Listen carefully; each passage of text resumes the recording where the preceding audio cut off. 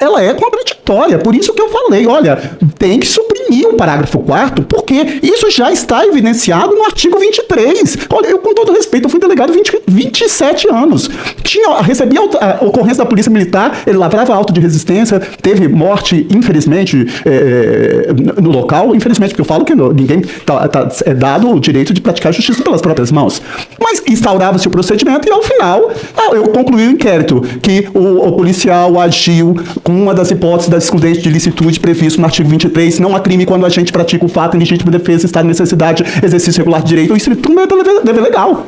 Agora, se nós aprovarmos o texto do jeito como está aqui, se nós aprovarmos o texto do jeito que está aqui, eu não consigo materializar de forma didática como que isso vai acontecer. O policial, ele é um agente público que, no exercício da função, age para impedir a prática de crime, ou a progressão criminosa ou continuidade delitiva. Quer dizer, todos esses atos, prática de crime, ação criminosa ou continuidade delitiva, são atos ilegais. Ela é contraditória ao caput do dispositivo, que é a cabeça do dispositivo 329, que é opor-se à execução de ato legal. Eu não consigo, se você falar assim, Contarato, me dá um exemplo de como que isso vai ser feito na prática. Eu não consigo materializar, porque... Como eu sou autor do projeto, esse dispositivo aqui, a intenção é dar mais segurança jurídica, de fato, aos policiais e concretamente, ele está no lugar errado. Isso aqui não tinha que estar nesse tipo penal do 329, onde nós estamos ali definindo, aumentando as penas para os crimes de resistência, exatamente para quem resiste a uma atuação da força policial legalmente constituída.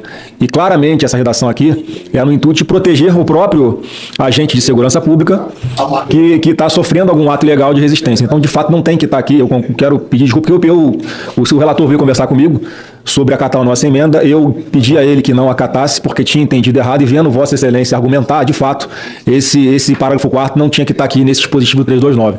Quero parabenizar Vossa Excelência pela sensibilidade. Eu sou convencido aqui, eu não sou aquela pessoa intransigente que eu cedo aos argumentos, né? Coisa rara na política, mas eu cedo aos argumentos quando eu sou convencido. Senador Sérgio Moro.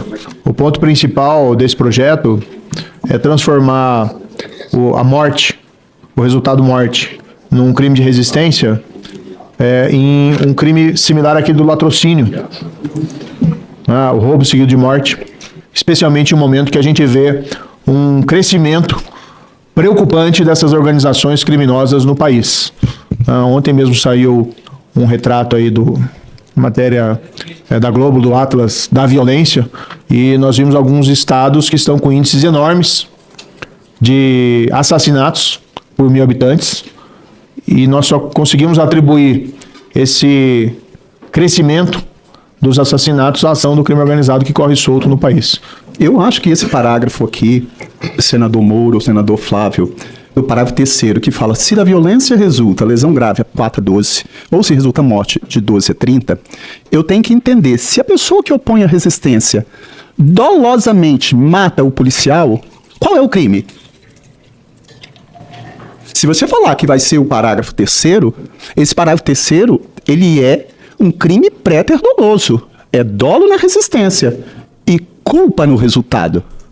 Se você falar que ele também é a título de dolo, ele vai ficar apenas no parágrafo 3º.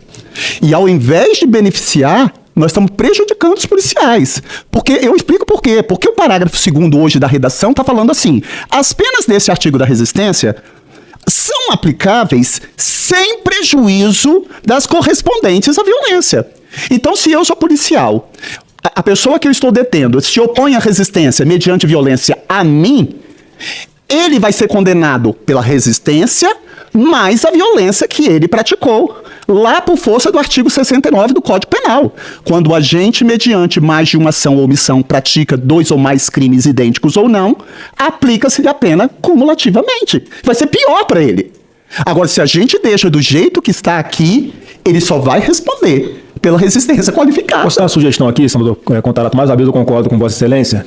Já que nós temos aqui esse parágrafo 4º, a gente podia mudar essa redação, ao invés de revogá-la, exatamente nesses termos, para dizer... Eu vou pedir vista aqui, presidente, para a gente, de fato, esse parágrafo 2º, remanescendo da forma como está, ele prejudica o propósito, se o propósito de fato é esse, né? Se nós buscarmos todos os crimes qualificados pelo resultado no Código Penal, todos, eles são pré-ter dolosos.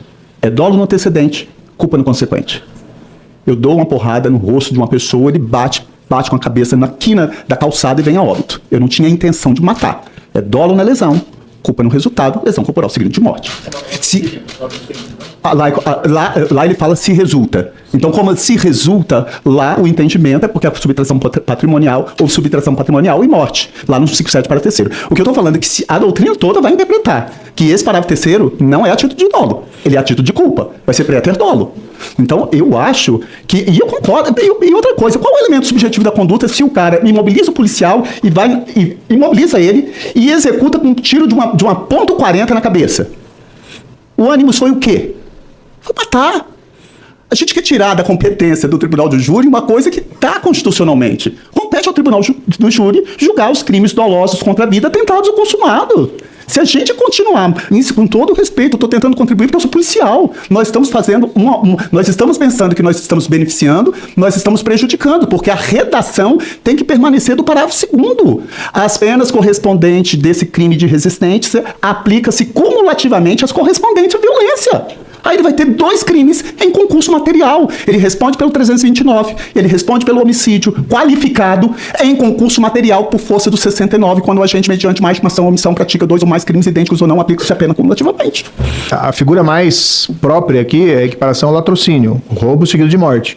Não importa se morreu a vítima porque o agente do roubo queria só roubar, mas matou no caminho por culpa ou por dolo, ele responde e ninguém fala que a tipificação do latrocínio beneficiou o agente do latrocínio, pelo contrário, mas tirou do júri. Então, assim, vamos discutir esse assunto, mas aqui o objetivo é chegar a um melhor resultado, né? Podemos até pensar numa elevação da pena aqui proposta para o resultado morte, mas retirar isso do júri pela circunstância que a gente vê na prática. Senador Fabiano Contarato. Eu também quero aqui fazer um registro e retificar uma informação do senador Moro. Latrocínio não é roubo seguido de morte.